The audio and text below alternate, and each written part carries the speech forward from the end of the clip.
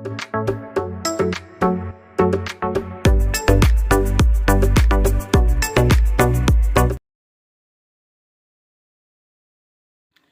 Morning, ഏവർക്കും study Nifty മലയാളത്തിന്റെ daily market ന്യൂസിലേക്ക് സ്വാഗതം.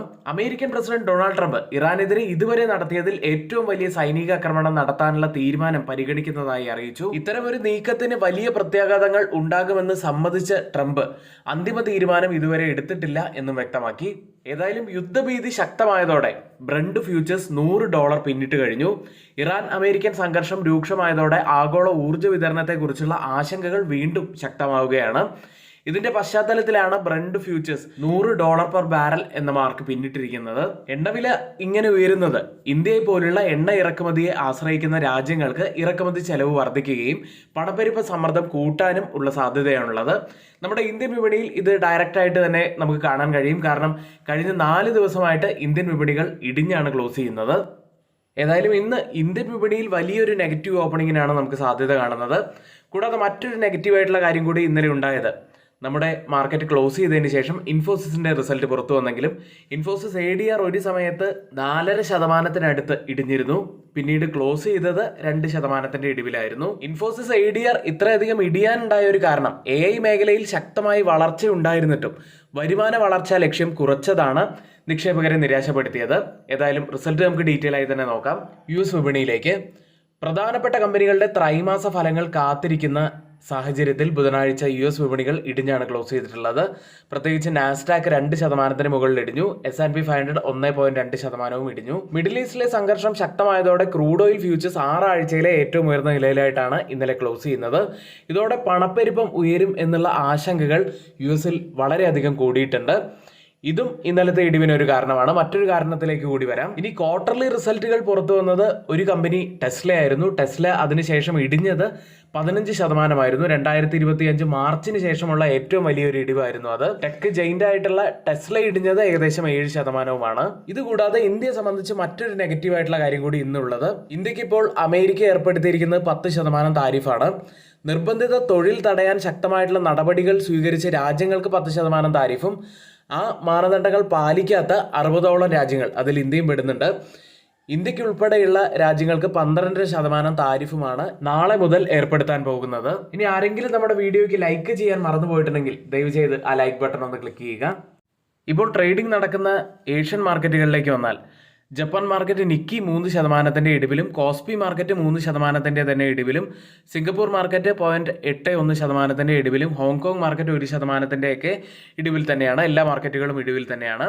ഗിഫ്റ്റ് നിഫ്റ്റി ഇപ്പോൾ ട്രേഡ് ചെയ്യുന്നത് 23,705 എന്ന നിലയിലാണ്. അതായത് ഇപ്പോൾ സമയം 7 മണി കഴിഞ്ഞ് 20 മിനിറ്റ് ആണ്. ഇപ്പോഴത്തെ ഒരു നില വെച്ച് 165 പോയിന്റ്സിന്റെ ഒക്കെ ഒരു ഗ്യാപ് ഡൗൺ ഓപ്പണിങ്ങിനാണ് സാധ്യത കാണുന്നത്.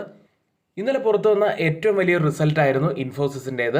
ഇൻഫോസിസിന്റെ റിസൾട്ട് നമുക്കൊന്ന് പരിശോധിക്കാം. രാജ്യത്തെ രണ്ടാമത്തെ വലിയ IT സേവന കമ്പനിയായിട്ടുള്ള ഇൻഫോസിസ് ഫിനാൻഷ്യൽ ഇയർ 2027 സാമ്പത്തിക വർഷത്തേക്കുള്ള വരുമാന വളർച്ച മാർഗനിർദ്ദേശം വീണ്ടും കുറച്ചിരിക്കുന്നു. നമ്മൾ പറഞ്ഞതുപോലെ ഇൻഫോസിസ് ഏകദേശം 4% മുകളിലാണ് ഒരു സമയത്ത് ഇടിഞ്ഞത്. അതിനുശേഷം ഒരു 2% ഇടിവിലാണ് ഇന്നലെ ADR-ൽ ക്ലോസ് ചെയ്യുന്നത്. അതിൻ്റെ പ്രധാനപ്പെട്ട കാരണം ഇത് തന്നെയാണ്. വരുമാന വളർച്ച മാർഗനിർദ്ദേശം വീണ്ടും കുറച്ചതാണ് ആ ഒരു ഇടിവിന് കാരണമായിരിക്കുന്നത്. ഇനി ആഗോള സാമ്പത്തിക അനിശ്ചിതത്വം മൂലം ഉപഭോക്താക്കളുടെ IT ചെലവിൽ പ്രതീക്ഷിച്ചതുപോലെ മെച്ചപ്പെട്ടിട്ടില്ല എന്നതും കമ്പനി അറിയിച്ചിട്ടുണ്ട്. ഫിനാൻഷ്യൽ ഇയർ 2027 വരുമാന വളർച്ചാ ലക്ഷ്യം 1.5% മുതൽ 3% വരെയാണ്. മുൻപത് 1.5 മുതൽ 3.5% വരെയായിരുന്നു. ഓപ്പറേറ്റിംഗ് മാർജിൻ ലക്ഷ്യം 20% മുതൽ 22%. അതിൽ മാറ്റമുണ്ടായിട്ടില്ല. ഇനി റിസൾട്ടിലേക്ക് വന്നു കഴിഞ്ഞാൽ വരുമാനം 48,211 കോടി രൂപയായിട്ടാണ് റിപ്പോർട്ട് ചെയ്തിരിക്കുന്നത്. അതായത് 3.9% വർധനമാണ് റവന്യൂവിൽ വന്നിരിക്കുന്നത് ക്വാർട്ടർ ടു ക്വാർട്ടർ ബേസിസിൽ. ഇനി അറ്റാദായമായിട്ട് റിപ്പോർട്ട് ചെയ്തിരിക്കുന്നത് 7,769 കോടി രൂപയാണ്. ക്വാർട്ടർ ടു ക്വാർട്ടറിൽ 8.6% ഇടിവാണ് റിപ്പോർട്ട് ചെയ്തിരിക്കുന്നത്. ഇനി വരുമാനം ബ്ലൂംബർഗ് എസ്റ്റിമേറ്റിന് താഴെയായിട്ടാണ് പുറത്തു വന്നിരിക്കുന്നത്. ഇതുകൂടാതെ എബിറ്റ് ആയിട്ട് പുറത്തു വന്നിരിക്കുന്നത് 10,163 കോടി രൂപയാണ്. AI സേവനങ്ങളിൽ നിന്നുമുള്ള വരുമാന വിഹിതം 5.5% നിന്ന് 8.2% വലിയൊരു വർധനവുണ്ടായിട്ടുണ്ട്. AI അടിസ്ഥാനമാക്കിയുള്ള പ്രൊജക്റ്റുകളുടെ ആവശ്യകത ശക്തമായി തുടരുന്നതായി CEO സലിൽ പരേഖ് പറയുകയുണ്ടായി. ഇനി ഗൈഡൻസ് കുറച്ചതിന്റെ കാരണം എന്താണെന്ന് നോക്കിക്കഴിഞ്ഞാൽ ക്ലയന്റുകളുടെ IT ചെലവിടൽ പ്രതീക്ഷിച്ച തോതിൽ പുരോഗതി ഉണ്ടായിട്ടില്ല. സാമ്പത്തിക സാഹചര്യം മെച്ചപ്പെടുകയാണെങ്കിലും മുൻപ് കരുതിയ വേഗത്തിൽ അല്ലെന്ന് കമ്പനി വ്യക്തമാക്കുകയുണ്ടായി. ഇനി കഴിഞ്ഞ ഒരു മാസത്തിനിടെ ഏറ്റവും മികച്ച പെർഫോമൻസ് കാഴ്ചവെച്ച ഒരു സെക്ടറിനെ കുറിച്ചാണ് പറയുന്നത്. കഴിഞ്ഞ ഒരു മാസത്തിനിടെ നിഫ്റ്റി റിയാലിറ്റി ഇൻഡെക്സ് ഏകദേശം 10.8% ഉയർന്നത്. എല്ലാ സെക്ടർ ഇൻഡീസസുകളെയും മറികടന്ന മികച്ച പ്രകടനമാണ് കാഴ്ചവെച്ചിരിക്കുന്നത്. റെസിഡൻഷ്യൽ റിയൽ എസ്റ്റേറ്റ് മേഖലയുടെ വളർച്ച തുടരുമെന്ന പ്രതീക്ഷയും ലിസ്റ്റഡ് റിയൽ എസ്റ്റേറ്റ് കമ്പനികളുടെ ശക്തമായിട്ടുള്ള വിൽപ്പനയും പുതിയ പദ്ധതികളുടെ ലോഞ്ചിങ്ങും നിക്ഷേപകരുടെ ആത്മവിശ്വാസം വർദ്ധിപ്പിച്ചു. പ്രധാനപ്പെട്ട നേട്ടം കൈവരിച്ച ചില റിയാലിറ്റി ഓഹരികൾ നോക്കുകയാണെങ്കിൽ Lodha Developers, Godrej Properties, Prestige Estates, Brigade Enterprises, Oberoi Reality, Phoenix Mills, Anand Raj തുടങ്ങിയവയായിരുന്നു. കുറച്ചു ദിവസങ്ങൾക്ക് മുൻപ് വരെ ഭൗമരാഷ്ട്രീയ സംഘർഷങ്ങൾ കുറഞ്ഞിരിക്കുകയായിരുന്നു. ഈ ഒരു സാഹചര്യത്തിലാണ് നിഫ്റ്റി റിയാലിറ്റി ഇത്രയധികം ഉയർന്നത്. ഏതായാലും നിഫ്റ്റി റിയാലിറ്റിയും ഇതിൽ ഉൾപ്പെടുന്ന സ്റ്റോക്കുകളും ഒന്ന് ഫോക്കസിൽ വെക്കാവുന്നതാണ്. ഇവിടെ പറഞ്ഞ സ്റ്റോക്കുകളുടെ പേരൊന്നും തന്നെ ഒരു റെക്കമെൻഡേഷൻ അല്ല, നിങ്ങളുടെ എഡ്യൂക്കേഷണൽ പർപ്പസിന് വേണ്ടി മാത്രമാണ് ഷെയർ ചെയ്തിട്ടുള്ളത്. ഇന്നത്തെ കീ ഇവന്റ്സ് എന്തൊക്കെയാണെന്ന് നോക്കാം. ആദ്യമായിട്ട് ഇന്ത്യയിൽ നിന്നും പുറത്തു വരുന്ന പ്രധാനപ്പെട്ട കമ്പനികളുടെ റിസൾട്ടുകളാണ്. ACC എന്ന കമ്പനിയുടെ റിസൾട്ട് വരുന്നുണ്ട്. NTPC, SBI life insurance company, Shriram finance, Tata consumer products, SBI cards, Bandhan bank, bank of India, CG power and industrial solutions, container corporation, credit access Grameen, Dalmia Bharat, Hindustan zinc, Jindal steel, doctor Lalpath labs, Lodha developers, new India assurance company, REC steel authority of India, Welspun corporation തുടങ്ങിയവയാണ്. മറ്റ് ഇവൻസുകളിലേക്ക് വന്നാൽ ഇന്ത്യയിൽ നിന്നും ഇന്ന് പുറത്തു വരുന്ന പ്രധാനപ്പെട്ട ഡാറ്റകളിൽ S&P global services PMI data, FX reserves data, bank loan growth rate തുടങ്ങിയവയാണ്. ഇനി ഇന്നാണ് ജൂപ്പിറ്റർ ലൈഫ് ലൈൻ ഹോസ്പിറ്റലിൻ്റെ സ്റ്റോക്ക് സ്പ്ലിറ്റ് ഉണ്ടാകുന്നത്.